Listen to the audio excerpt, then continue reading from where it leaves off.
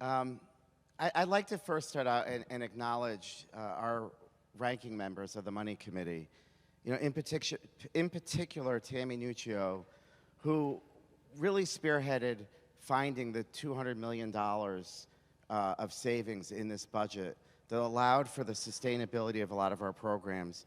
And certainly Representative Cheeseman, who provided a lot of insight and dialogue and discussion on the various tax proposals that we debated. You know, not everything got into the budget, as was said, that we had wanted.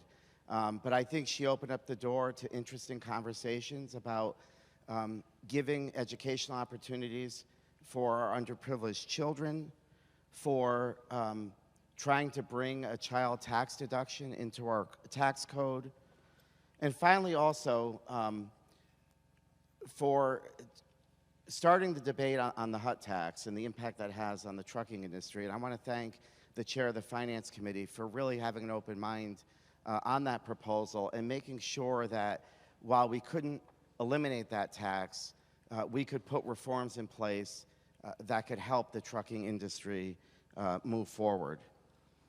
You know, we often in this chamber talk about the fiscal guardrails. You know, we passed it early on, and I was grateful we did that at the onset and set the boundaries of what this budget needed to operate within, because I think that was the only way we could have come to a bipartisan budget.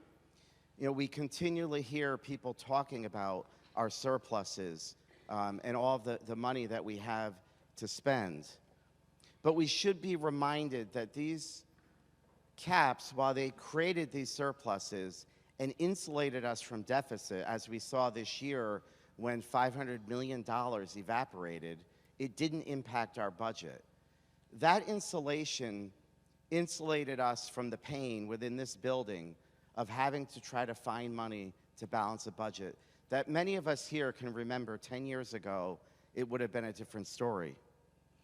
But that insulation shouldn't insulate us from the pain that the residents of Connecticut are feeling as we are continuing to be hit with high inflation.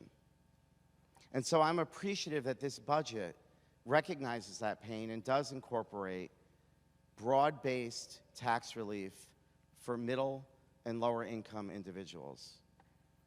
You know, that was something last year when we had the surplus that our caucus really had wanted. And while I could appreciate and understand how important the child tax credit was that was moved forward, those rebate processes come with a price. You know, the hero pay, the applications, is it really efficient?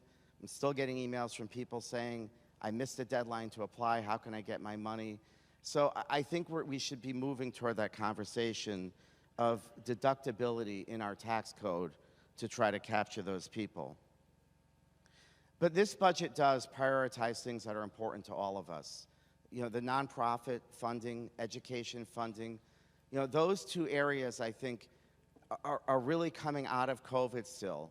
We need to recognize the impacts that the COVID lockdown had, especially on our elderly population and on our children. And this budget is attempting to carry us forward in trying to address those provisions. But at the same time, there are things in here that recognize the fact that the money is going away. You know, those funds are bonuses. We'd like them to be COLAs, but we're not sure they're going to be able to be 2 years from now. You know, additionally, the spending associated with higher education, with hospitals, and with transportation have reforms in here that is putting an obligation on those institutions to find savings, because the money isn't going to be here to dole out hundreds of millions of dollars to sustain these institutions. They need to figure out how they're going to sustain themselves so that the tax relief that we are putting in this budget today is sustainable and becomes permanent for our residents of Connecticut.